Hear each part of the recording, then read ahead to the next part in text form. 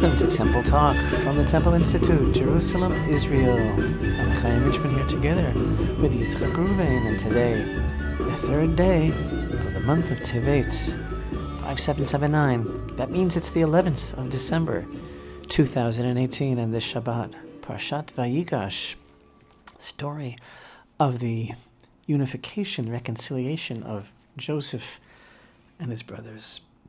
We begin with a request for prayer for family that was shot in the drive-by shooting at the junction of the community of Ofra.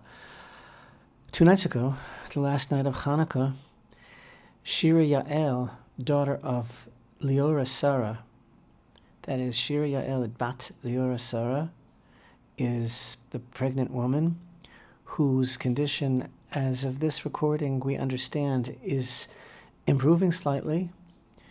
Her child was birthed by cesarean section, I think.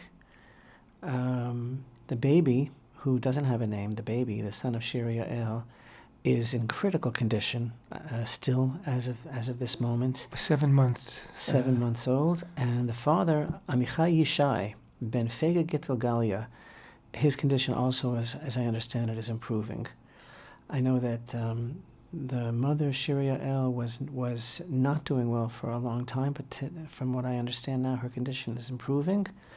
And the baby is in critical condition. There were 7 other people also that were wounded in that drive-by shooting. There's a 17-year-old girl from Kochav Yaakov whose condition is greatly improving, who's supposed to be going home within the next couple of days. That's all I know at the moment. This was the last night of Hanukkah, and some of my children who take that road every day, who would later that evening be returning on that very road, were going by just before and just afterwards. And this is just a reality that we live with every day. And of course, the Palestinians, various Palestinian factions, praise this as a heroic operation, and Hamas, which is a horrible, deadly, criminal, terrorist organization of murderers, refer to this as a heroic operation. And just literally days before, the United Nations could not pull themselves together, or would not pull themselves together, to condemn Hamas. And so now Hamas issues a statement that this was a heroic operation over the resistance of the Palestinian people to attempt to shoot and kill a family, to attempt to shoot and kill a pregnant woman. And that statement has obviously been endorsed by the UN, which, as you put it, could not see fit to condemn Hamas as a terrorist organization, thereby legitimizing Hamas's terror. Yes. So basically what we're saying is the statement, if you want to write it out as a mathematical equation, is UN equals Hamas, because the UN basically gives a rubber stamp of approval to Hamas, and Hamas goes and tries to kill a pregnant woman. And at the same time, I'm reading some nonsense like this band that covers songs of Pink Floyd was supposed to appear in Israel, but they canceled due to this whole BDS pressure thing. And of course, one of the world leaders of bringing pressure against artists from performing in Israel and against Israel altogether is Roger Waters of Pink Floyd fame. And he made a statement about this band canceling it, about how it was the right thing to do since Israel every day kills children. I haven't seen Israel ever killing children, but I have seen the Palestinians attempting and in fact killing women and children all the time. They just tried the other night. And it goes on and on and on. And it's a perfect beginning for the month of Tevet when you think about it. Month of Tevet historically has been a difficult time for the Jewish people. The month of Tevet is an interesting month, and I'll tell you why. Because it's the only month that forms a bridge between, Hanukkah, bridges between 2 months of Kislev and Tevet. In other words, but yes, Tevet is the only month on the Hebrew calendar that begins in the middle of a festival, right? It's the closing days of Hanukkah. And this is very significant because the month opens up, the root of the month, as it were, are those beautiful, pristine, pure lights of Hanukkah, piercing the darkness, that are representative of the hidden light of creation, and also representative of the courage of the Hashmonaim, who defeated the mighty Greek armies that had invaded the land of Israel and defiled the Holy Temple, right? And let's also remember that the Hashmonaim were hopelessly outnumbered, militarily inferior, politically incorrect, but they were Jewish men who believed that good can and must triumph over evil. And the point is that the month of Tevet, by the way, the first letter of Tevet is none other than the letter Tet, which stands for Tov. Mm-hmm. That's the essence of the month. But yet the theme of the month remains fixated on the Holy Temple, as it was in the beginning of the days of Hanukkah, but it changes from one extreme to the other, as it were, because it describes the process of Jewish life. The month of Tevet does. Jewish life being the reality of that we still measure time all the time. We measure it by the Holy Temple, and we basically spend our year celebrating the moments of light and marking moments of darkness on the Holy Temple calendar. So the climax, as it were, of this month of Tevet is going to be observed on December 18th this year, which is the fast of the 10th month, the month of Tevet. The 10th of the day of the month of Tevet is a day of fasting which commemorates the siege in time of the First Temple that Babylonian king Nebuchadnezzar began on that day around the walls of Jerusalem, which ultimately, 3 years later, I believe, led to the final destruction of the First Temple in the month of Tammuz. So that theme is basically siege against Jerusalem, which, again, just the names change. The names change, but everything remains the same, because most of the world still refuses to acknowledge Jerusalem as the capital of the Jewish people. And in fact, again, that august body that we look up to so much, the United Nations, again, just days ago, I think about 2 weeks ago, made an official resolution.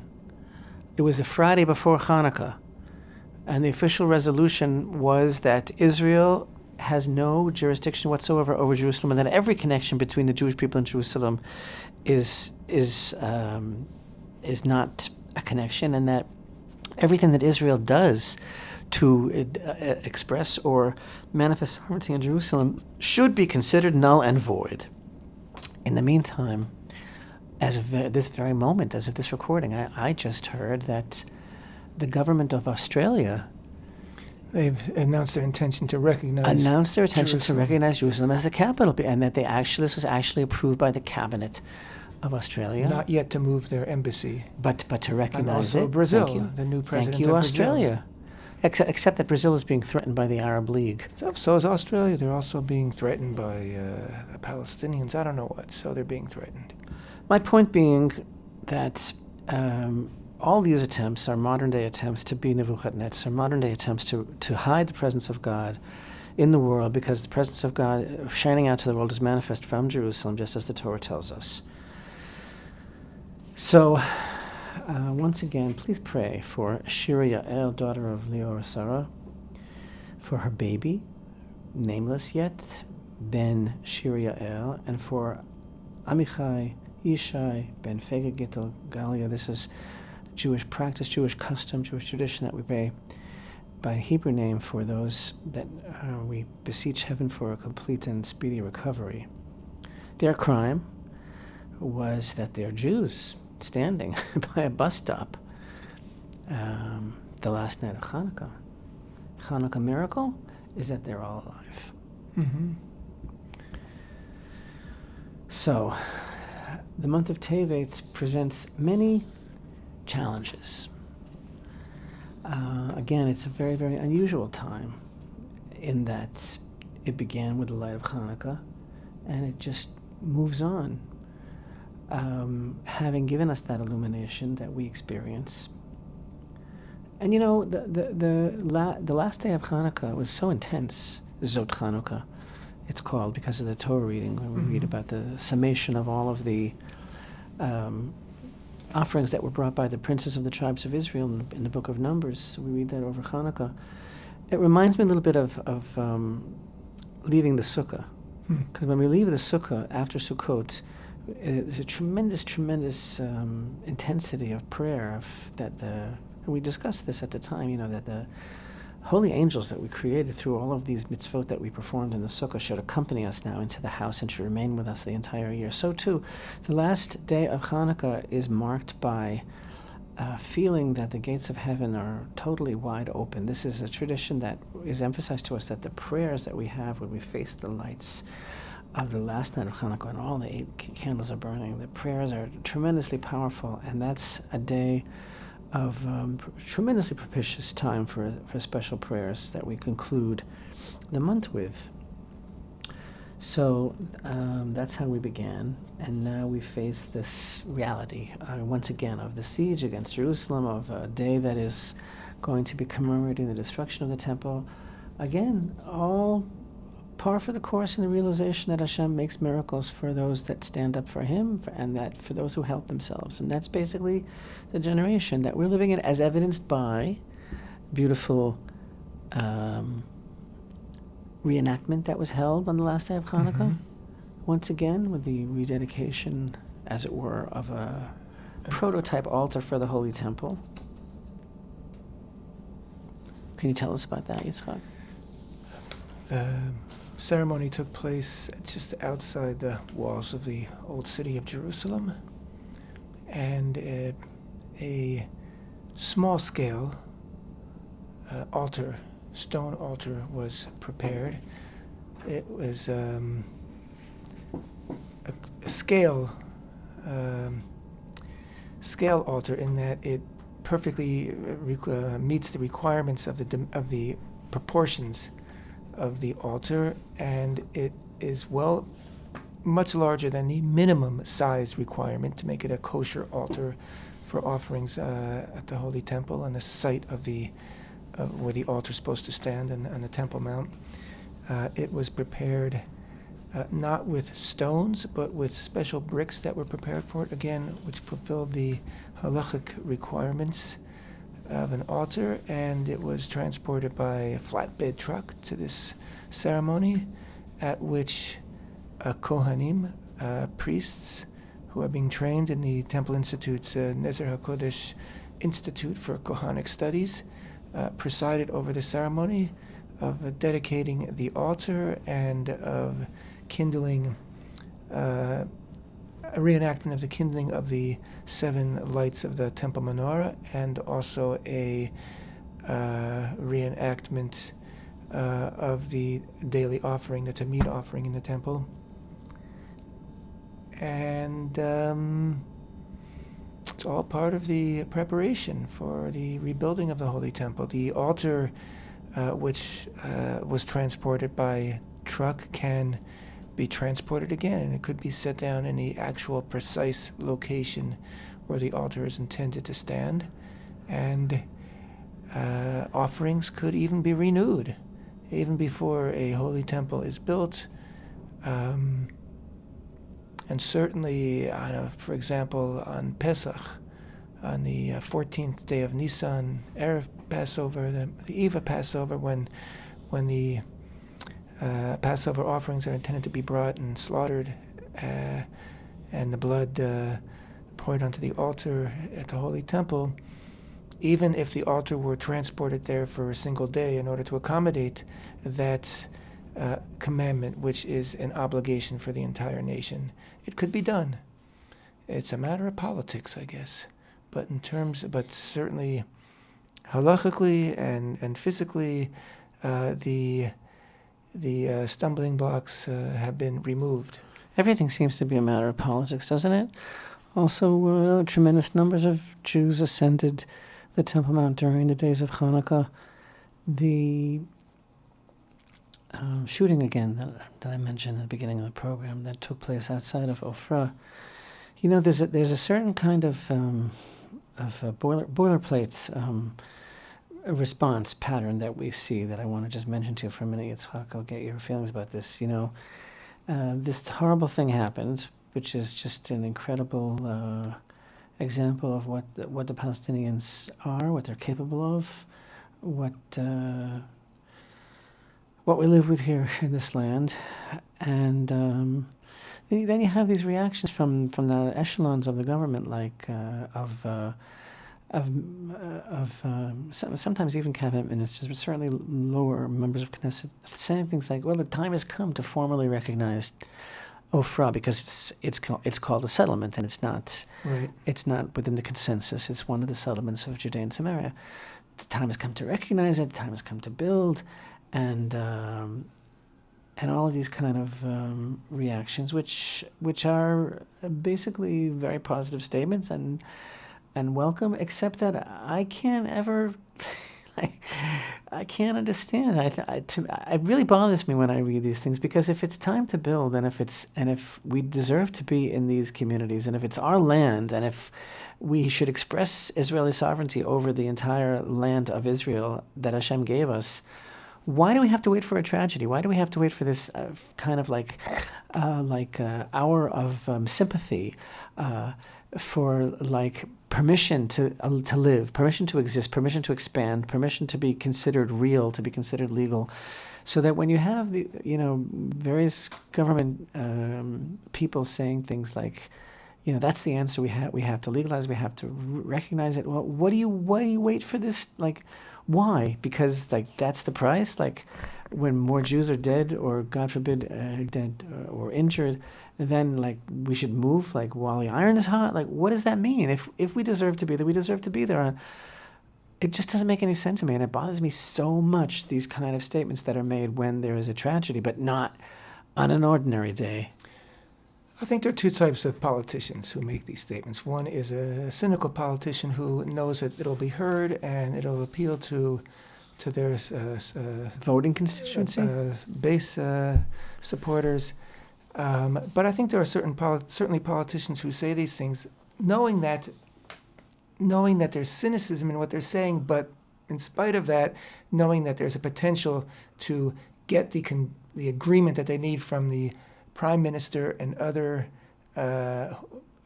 key figures in making it actually happen. And even though they probably feel the same way about it that you do, this is a way to move things forward. It's unfortunate. I just and find there are also politicians who say that all the time. But doesn't it rub you the wrong way? Yes, but there are also politicians who have been saying that we should annex all these areas for months and years now. And some of the same politicians say, well, now's the time to do this. I mean, I don't think they're being. I think they're being sincere. That let's move on this. You didn't want to do it a day before this. Now, open your heart in the deepest way. Let's do this. I think there are those who are just cynical, and I think there are those who are sincere, but realize this is a political world, and this is how you move things forward. In the meantime, we still live in a world of outrageous political correctness and I don't know what the word is, imbalance, the way things are reported, that settlers are shot while waiting at a bus stop in the West Bank, as if even in the Hebrew press, as if this dehumanization or demonization is legitimate and acceptable. Well, that's why they were shot, because they shouldn't be there in the first place, because they're settlers, because it's the West Bank. What do you expect? It's just so outrageous when we're talking about Jewish lives that attempts are being made to kill Jews just because of the fact that they're Jews and they live in the land of Israel. Yeah, that's the reality. In the meantime, Israel also began a new military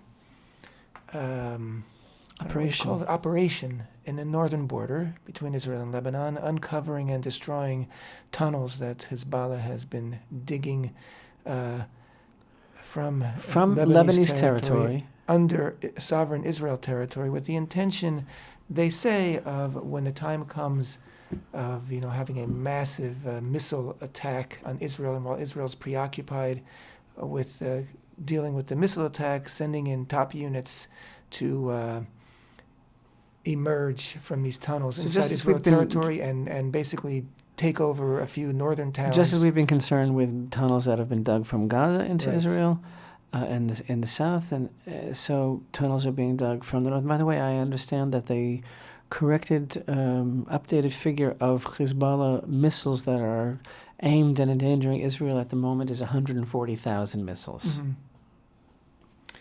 So, yeah, our hands are full here.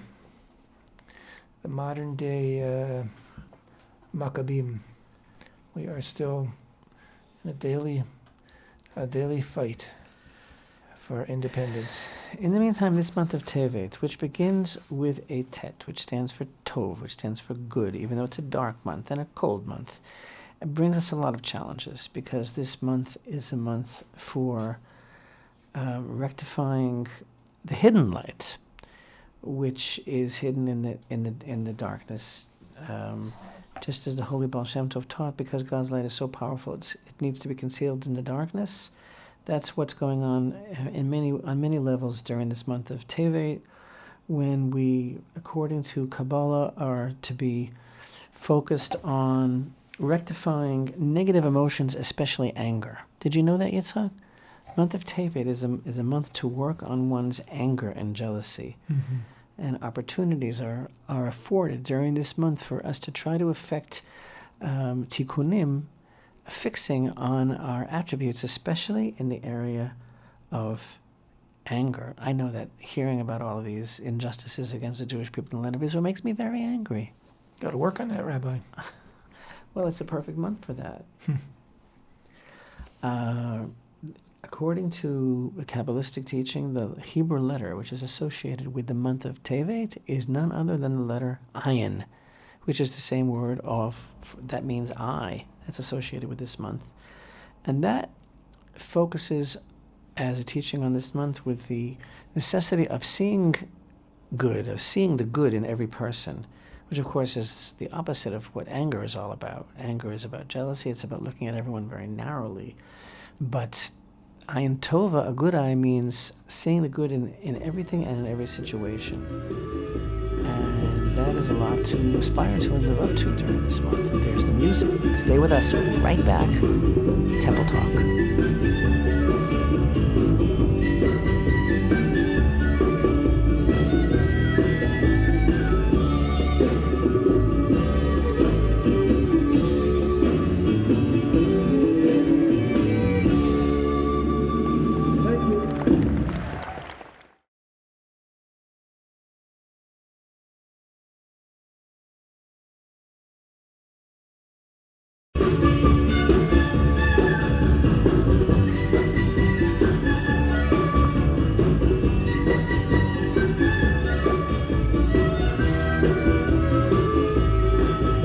Shalom and welcome back to Temple Talk. This is Yitzchak Reuven with Rabbi Chaim Richman, speaking here from Jerusalem, Israel. Today is the third day of the month of Tevet, 5779, December 11th, 2018. This coming Shabbat, we read Parashat Vayigash. Rabbi, you mentioned the unique qualities of the month of Tevet, that it opens, the first day is actually the seventh day of Hanukkah. And so the first 2 days of Tevet are this explosion of light and all the good, wonderful blessing that light brings into our world. And then we soon enter into a period of darkness on the 10th of the month, which is in 1 week from today, when it's a fast day as we commemorate the beginning of the siege on Jerusalem by the Babylonians, which led to the destruction of the first temple. Something similar, parallel situation in this week's Parasha Vayigash, because the Parasha opens with actually the climax, the culmination of the story that's been building over the past few weeks of Torah reading, which really came to its climax last week, but in the best manner of showmanship, maybe. The actual final conclusion to the story was left for the very beginning of this week's Parasha Vayigash, when the brinksmanship, when the brothers are together and Benjamin is being threatened as Yosef wants to keep him as a slave because he's been accused of stealing Yosef's silver goblet. And Yehuda confronts Yosef, who's the second most powerful man in Egypt, and says, no way, it can't happen. And then, of course, in the heat of this moment, Yosef himself can't stand it any longer, and he reveals to his brothers that he is Yosef. And, of course, there's this very, very, very moving family reunion, and then they bring in Yosef's father, Yaakov, comes back, and everybody's together, and it's just light. Everything is light. Everything is good. Everything is blessing. And things are so good that Yaakov gives Pharaoh a blessing. Everything's good. Everything's wonderful. But in between the lines, you are beginning to see the first hints that there's going to be they're entering into a period of darkness as they're going to be remaining in Egypt, which of course in itself, even though it was a necessary and life-saving transition from Canaan from starvation. Right, from starvation to life in Egypt, there was nothing. There's nothing positive about having to leave the land of Israel, whatever the circumstances are, and so it's sort of a bitter-sweet taste. And then, as I said, in the parsha itself, in the words, in the verses themselves, you start to see hints. You know, the Egyptians, they couldn't stand the Hebrews. They didn't want to eat with them. They were something despicable about them. It's just bone chilling. The whole parsha. It's so wrenching. You know, the pathos and the reconciliation itself, the unification of Yosef and his brothers. And by the way, on this week's video lesson, God willing, we're going to be talking about various dimensions and aspects of the scene that we're reading about here, the union of Yosef and his brothers, because it's not only what we're reading about here. It's not only this particular moment. This moment of Yosef reuniting with his brothers has ramifications throughout the rest of history, because it's more than just Yosef and Yehuda. It's forces of redemption that are confronting each other and working together. It's incredible. I mean, the whole idea of Yaakov meeting with Pharaoh, how do you wrap your mind around that scene? It's just so unbelievable. There's so much in the parsha that is so just totally overwhelming that we hope to talk about some of it, like I mentioned in the video. But let's say one thing, Yitzchak. You know, later on in the parsha, actually it's not in this parsha even. It's in next week's parsha. But I'll say it now anyway, because I'd like to say something about this new reality of the family being united. In next week's parsha, Parshat Vayigash, we're going to read that Yosef is told that his father is ill. So he goes to be with his father. Let me tell you exactly which verse it is. It is the first verse of chapter 48. We're going to be reading next week. And it came to pass after these years that someone said to Joseph, "Behold, your father is ill." So he took his two sons, Menashe and Ephraim, with him. What does that mean he was told? I mean, wasn't he with Yaakov nonstop? Weren't they constantly with each other? I mean, they had been separated for so many years. I mean, there was such a joy to Yaakov that he was reunited with Yosef, and Yosef certainly was able to take time off. He was a very important person, and he certainly must have they must have made a WhatsApp group for the family, and they were constantly chit-chatting all day long. But yet that verse tells us Yosef was told, as if he had to be told. So again, this is next week's parsha, but I want to say something now. Our sages teach us something unbelievable.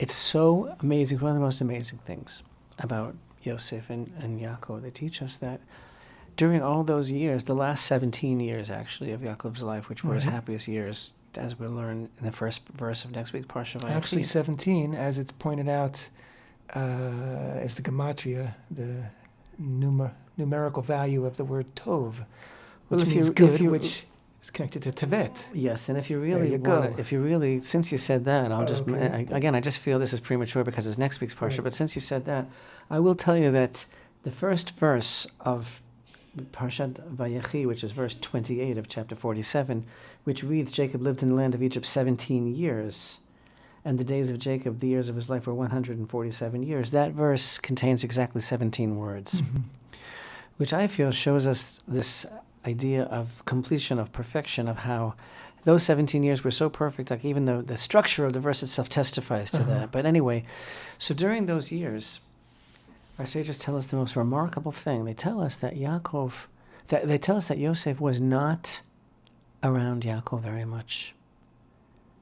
He didn't spend very much time with him. He didn't sit with him. They didn't have a WhatsApp family group. He didn't frequent his father. It was after they were reunited and they were neighbors, and he brought him to live there, and everything was fine and everything was great. Yosef was not very, shall we say, very dutiful as a son to his father. Why is that? And the sages tell us the most remarkable thing. You know why? Because Yosef was so concerned never to say a bad word about his brothers that he simply sought to avoid a circumstance or a situation wherein he would be alone with his father, and his father would press him and say, so now tell me, what was this all about? Where were you all these years? What happened? How did you get here? And he didn't want it to happen, that he would be forced to answer his father because they were alone. And so he made sure never to be alone with his father. Is that unbelievable? What does that mean, though? Well, I'll tell you what it means to me. Yeah, I'm glad you asked. It's sad. No, well, it's like you said, bittersweet. I'll tell you what I think it means, because the events of this whole process that's been leading up to Parshat Vayigash, when they finally meet now, the events of Yosef's subterfuge, of his whole plan with the goblet, with the you're being harsh to them, your spies, and Shimon and everything. It could all be seen as almost as a nakmanut. How do you say that in English? Almost as like a act of vengeance, as an act of Yosef lording it over his brothers and now trying to squeeze them and trying to take vengeance. And it could be seen that way. Like if you don't understand what's going on, it's like Yosef is really putting the screws to them. He's really torturing them. And the whole thing with Binyamin, with the thread and everything like that, the setup. But the fact is, it was all out of the most profound filial love that he had to determine, both for their sakes, and the sake of their teshuvah, their repentance, and for the sake of the future of the Jewish people. He had to determine that they learned from what they did, and that they are now bound together with the highest type of love, which they did prove, which Yehuda, when he confronted Yosef, thinking, I'm now going to go to war against the most powerful person in Egypt, I'm going to do that for my brother. Yosef saw that was true. So you asked me a question. So you said, what is this all about? So I'm saying the idea is, what these parshiot are all about really is about reconciliation. It's about the value of peace in the family. And you know what? Parshat Vayigash, when they came together now, this is like just like we say that everything in the world has a root in the Torah, and we always teach about the fact that the first time something is mentioned in the Torah is the time when we learn out all the chidushim from it, all the novel ideas. Now this is a new theme being introduced in the Torah now, and it's the reunification of a family. And how important that is, and what family doesn't have all sorts of skeletons in the closet, all sorts of relatives that they don't talk to, all sorts of situations like this, and from here we learn how valuable it is for there to be peace, and that's what this was really all about. No matter, we might have thought Yosef was fooling around here, but no, this is all leading to a higher purpose. So that's what this was all about. That to the extent that even these most important and beloved years, when they were finally reunited, Yosef did not want to take a chance that he would be forced to say something negative about his brothers. What an incredible lesson after they threw him into a pit and sold him. Yeah. And again, the Torah is pointing out, is teaching us, as you said, the supreme importance of family. And before you can have a nation, before you can have a people, before you can receive Torah as a people, you have to be a family that is bound together. And I think there's not a lesson in the world that's more important and relevant today, because we see that in the modern Western world, the family structure is just under attack, from every angle. And I know in many modern Western countries, the family doesn't even exist anymore as it once did. I mean, it's almost a minority. This crazy Chaveret Knesset. What's her name? Michaeli? There's this member of Knesset. Michaeli? Yeah, there's a member of Knesset. She was in the news not long ago, where she had this whole thing that she was trying to advance, that the family structure is not healthy for children. Yes, right. Yeah, she has. She's trying to separate children from families. She's adopted the postmodern, globalist agenda. But again, the Torah teaches so emphatically, as in these final chapters of the book of Genesis, that family is the basis for everything. You lose the family unity. You lose that. You lose the brotherly love between brothers. And you've got nothing, and it put Israel into exile, and it will put Israel into exile again if it happens, God forbid. And the reunification of the brothers that takes place in Vayigash is really the beginning of the redemption, even though the exile and the slavery in Egypt hasn't yet begun, literally. Still, this is the way out, and God would not have put Israel into Egyptian exile if God didn't know that there was going to be a way out from the very beginning, and that way out was expressed by the reunification of the brothers, and the love that they express for one another. And again, this scene of the reunification has tremendous implications and ramifications for all time, and I want to speak more about that in our video. But I don't understand this one thing, and I just every year go through the same difficulty. This whole idea of all this time already, of him interacting with them, and him being together with them, and them not recognizing him, and now they're total shock, and their total trauma at seeing that it's him. And I know everything that we learn about the fact that he left as a youth, and now he has a beard, and they weren't expecting to see him and everything like that. But still, it's so profoundly perplexing to me that he was not recognized by his own brothers. I've gotten over that. Because I think that he was 17 years old when he was sold. Yeah. I think he was 17, and he was a kid. Maybe he didn't even start shaving yet. I don't know. Now he's older. He's also dressed up as an Egyptian with, who knows, all sorts of makeup and headgear, and also he's pretty scary at this point. So who's looking for your brother?